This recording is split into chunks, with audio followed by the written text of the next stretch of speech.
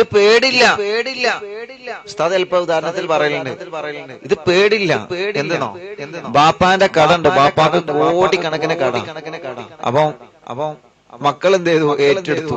ഒരു ഉദാഹരണം പറയാൻ, വലിയ മോനെ ഏറ്റെടുത്തു.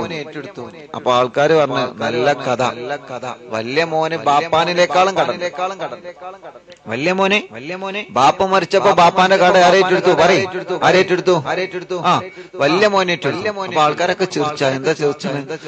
ഓന്റെ കടം തന്നെ ആരാ വിട്ട്? അപ്പൊ അവൻ പറയണേ, എന്റെ കടം ഞാൻ മരിച്ച എന്റെ കുട്ടികൾ കിട്ടും. അപ്പൊ ഇത് പാരമ്പര്യമായിട്ട് ഇങ്ങനെ പോവുക.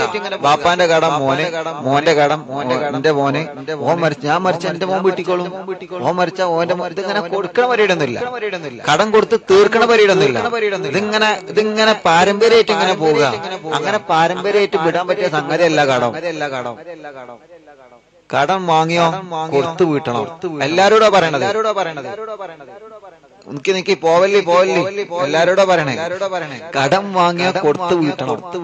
കടം വാങ്ങിയ കൊടുത്തു വീട്ടണം. ഇല്ലെങ്കിൽ അതൊരു മോഷണത്തിന്റെ ഫലാണ്.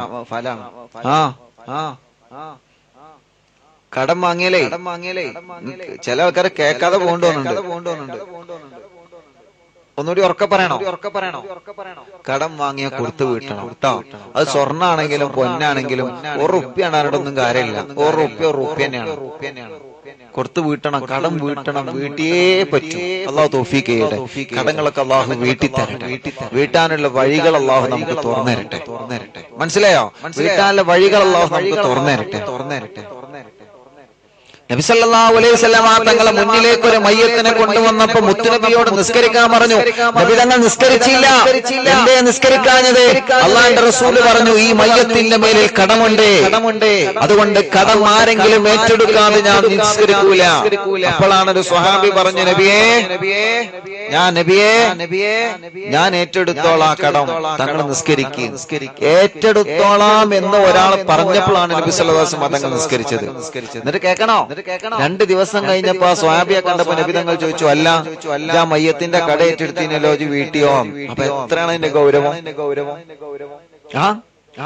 ആ കട ഏറ്റെടുത്ത വീട്ടിയോന്ന് ഏറ്റെടുത്ത് ഇങ്ങനെ നടന്നാ പോരാ. ഞാൻ അങ്ങനെ അട്ടിക്കോളാം, ഞാൻ ഇങ്ങനെ അട്ടിക്കോളാം, ഞാൻ ഏറ്റെടുത്ത് വീട്ടിക്കോളാം, സിന്ദാബാദും വിളിച്ച് നടന്നാ പോരാ. വീട്ടിയോ നബി തങ്ങൾ ചോദിക്കാണ്.